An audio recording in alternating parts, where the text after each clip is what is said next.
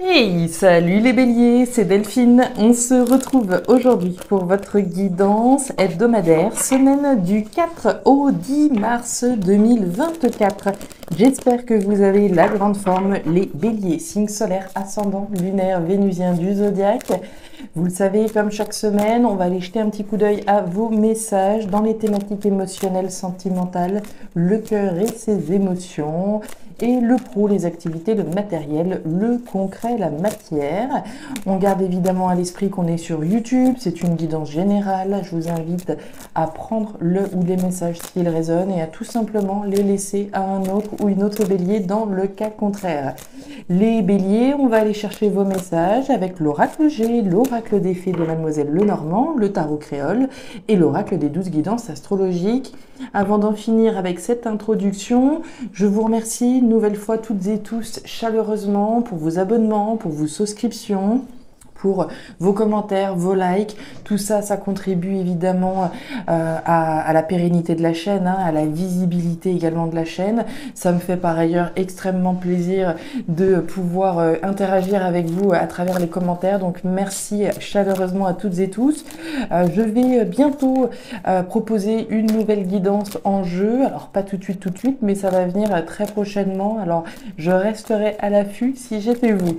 Les béliers, on est parti pour cette semaine en avant. C'est parti, semaine du 4 au 10. Alors, les béliers, on démarre avec l'énergie du serpent. Alors, le serpent, c'est une énergie un petit peu compliquée. C'est une énergie de méfiance, de jalousie, de situations ou de personnes qui sont un petit peu malaisantes. C'est pas un principe de bienveillance, cette carte du serpent. Maintenant, vous le voyez, ce serpent, il est loin d'être bête, il est actif, il est en alerte, j'ai presque envie de dire.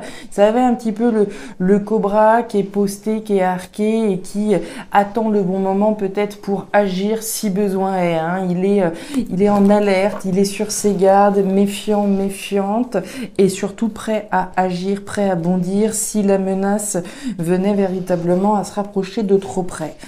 Alors, qu'est-ce qui se passe? Le serpent, ça reste également l'animal qui mue, l'animal qui fait peau neuve, qui se débarrasse de sa vieille peau, qui se transforme et qui revêt donc cette nouvelle peau, cette peau toute neuve, une grosse transformation nécessaire.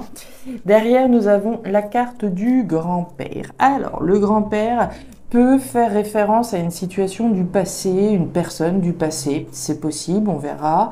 Situation ou personne du passé, le grand-père, c'est également un symbole de maturité, de sagesse, de responsabilité. Il a les connaissances, il a les compétences, il n'est pas né de la dernière pluie, le grand-père, on n'en est pas ici, on n'est pas né de la dernière pluie. Il est question certainement de prendre une décision importante, responsable, mature et sage à la lumière de ses connaissances et de ses compétences. Alors, il y aura fort à parier que ça fait référence à cette situation malaisante, situation ou personne, on peut être face à quelqu'un où on s'est dit, bon là, il va falloir prendre le taureau par les cornes, prendre une décision et y aller, c'est possible, que ce soit une situation ou une personne qui vous met dans une posture... d'alerte, de garde. On se met un petit peu en garde. On va voir. Allez, pour les béliers, du 4 au 10 mars, s'il vous plaît. 4 au 10 mars. On a des doutes, un petit peu de confusion. Alors, cette carte, elle est passagère. Les nuages que vous voyez là, un petit coup de vent et on n'en parle plus. Donc, doute et confusion. Mon avis, vous avez une décision importante à prendre, là, les béliers. Décision qui est peut-être pas évidente, automatiquement, qui vous met dans une posture un petit peu de doute, de confusion, vis-à-vis d'une situation qui est, un petit peu compliquée, malaisante. Il y a une forme de malaise, avec le serpent. Ça peut avoir un lien avec de la jalousie. Il y a peut-être des gens jaloux autour de vous et il va s'agir de mettre les pieds dans le plat. C'est possible. Derrière, on nous parle de voyage, on nous parle d'aventure, de nouvelles aventures, de prendre de la distance avec la carte du bateau. Je mets les voiles, concrètement. Je pars, je prends un nouveau départ, je m'éloigne, je pars dans quelque chose de différent, d'inédit, d'aventureux peut-être. En lien avec un voyage, en lien avec un déplacement potentiel. Je pars, je m'en vais, je m'éloigne de ces personnes malaisantes, de cette situation qui me crée un malaise. Qui crée une forme de malaise vis-à-vis de moi. Ouais. Allez, on continue avec le tarot créole. Décision importante là, les béliers, a priori. Hein. Allez, décision responsable, mature. Il n'est pas question de prendre une décision sur un coup de tête. Hein. C'est une décision mûrement réfléchie avec le grand-père. Derrière, waouh, la soufrière. Alors, vous voyez le bouchon de lave, là, tout en haut, qui est prêt à exploser. C'est ça, la soufrière. C'est le moment où la coupe va être pleine. C'est le moment où ça va exploser. C'est le moment où cette décision responsable, mature et sage de partir, de s'éloigner, de prendre de la distance, de s'en aller dans une nouvelle aventure va arriver. La soufrière, c'est l'explosion. Quelque chose est sur le point de péter, hein, d'une certaine façon. Ce bouchon de lave. L'explosion, waouh, et derrière le triomphe, le moulin, génial, génial, génial. Ça annonce du très très lourd et du très très beau. Hein, c'est pas juste une explosion et voilà, on ramasse les cendres et il n'y a plus rien. Non, là c'est pour aller vers le triomphe, une nouvelle aventure qui vous amène vers le triomphe, mais qui nécessite une prise de position de votre part. Là, cette semaine, vous avez obtenu Jupiter en bélier, pardon. Alors ça tombe bien, vous êtes dans votre énergie. De quoi on nous parle? On nous dit que si la planète Jupiter se trouve en bélier dans votre tirage, prenez des décisions, qui vous forceront à relever des défis personnels. L'énergie du bélier vous pousse à faire preuve de courage pour vous rapprocher de ce que vous désirez vraiment. C'est le bon moment pour affirmer votre volonté d'évoluer en entreprise ou pour vous lancer dans de nouveaux projets si vous êtes entrepreneur. On est assez raccord par rapport à ce qu'on a vu, hein, une prise de décision importante en vue d'une nouvelle aventure, de quelque chose de différent, prise de responsabilité, défis, on se lance de nouveaux défis, des défis ici qui peuvent avoir un lien avec l'étranger, une nouvelle aventure, mais surtout qui va vous amener vers le triomphe, vers la réussite. Mais ça nécessite une prise de position de votre part. On y va, les béliers, je sens que ça va être croustillant. Allez, la carte de l'oiseau, bah voilà, bah voilà, bah voilà. Alors, les béliers. C'est parti émotionnellement, hein, ce qui vient, voilà, toucher votre cœur. On démarre par la route. La route, vous la voyez, c'est pas l'autoroute toute droite, non. Cette route nous parle bien d'un changement. J'ai presque un changement imminent, je sais pas, mais en tout cas d'un changement, une bifurcation. On n'est pas forcément sur quelque chose de radicalement différent, mais d'un changement certain. Par rapport à une situation qui ne va pas, qui ne va plus. La carte du désert, c'est pas le symbole de quelque chose qui fonctionne bien. C'est un manque, c'est une frustration, c'est une insatisfaction. Et c'est précisément parce qu'il y a une frustration que l'on veut changer. C'est certainement cette situation vis-à-vis de laquelle on a eu cette représentation du serpent, une situation dans laquelle on n'est plus à l'aise, on n'est plus à son aise, on n'est plus bien. Ça a pu être positif un certain temps, mais aujourd'hui les comptes n'y sont plus. La satisfaction et l'insatisfaction est présente. D'où la nécessité de prendre une bifurcation, de partir éventuellement. Mais ça provient d'une décision responsable, mature et sage. Derrière, on a l'oiseau. L'oiseau, il y a deux cas de figure. L'oiseau, ça peut tout d'abord être vos communications à vous dans votre tête. Hein. On se parle à soi-même par rapport à une situation insatisfaisante et on se fait tout son petit speech dans sa tête, etc. Oui, c'est possible. Maintenant, l'oiseau, c'est également les communications que j'ai avec quelqu'un, les échanges, les réseaux. Alors les échanges, les réseaux, non, c'est plutôt les symboles sexuels, mais c'est les communications que je vais avoir avec quelqu'un. L'annonce peut-être d'un changement. Je peux être dans une relation sentimentale dans laquelle je m'éclate plus. Voilà, on est là, on s'aime bien et c'est plutôt d'une espèce de routine qui est en place, mais c'est surtout ici une situation qui n'est plus satisfaisante et on envisage effectivement de changer de route, peut-être de rompre ou de changer quelque chose à la relation. Dans tous les cas, il va être question de communiquer sur sa volonté de changer quelque chose. C'est pas forcément de rompre, mais c'est à minima de modifier quelque chose et de communiquer là-dessus. On va aller voir. Bah oui. Ok. Alors. Ouais. ouais. Alors, c'est très intéressant. On va prendre l'exemple du couple, hein, puisqu'on a un homme, une femme, ça tombe bien. Alors maintenant qu'il y a des hommes et il y a des deux hommes ou deux femmes, ça pourrait aussi bien marcher. Hein. Mais ici, on a voilà, un homme, une femme représentés hein, dans l'oracle des fées. Un homme, une femme ici qui peuvent être en conflit, qui peuvent avoir des difficultés actuellement, hein, puisqu'on a la carte du fouet, le fouet, les conflits. Alors, on va y revenir, hein, ça peut être des conflits à l'intérieur, mais premier exemple là, ici qui me vient, c'est des conflits que l'on peut avoir avec son partenaire, d'où l'insatisfaction, d'où la frustration, d'où voilà, le manque peut-être de communication avec son partenaire, ou quand il y a des communications, c'est des conflits, etc., puisqu'on a bien des communications conflictuelles.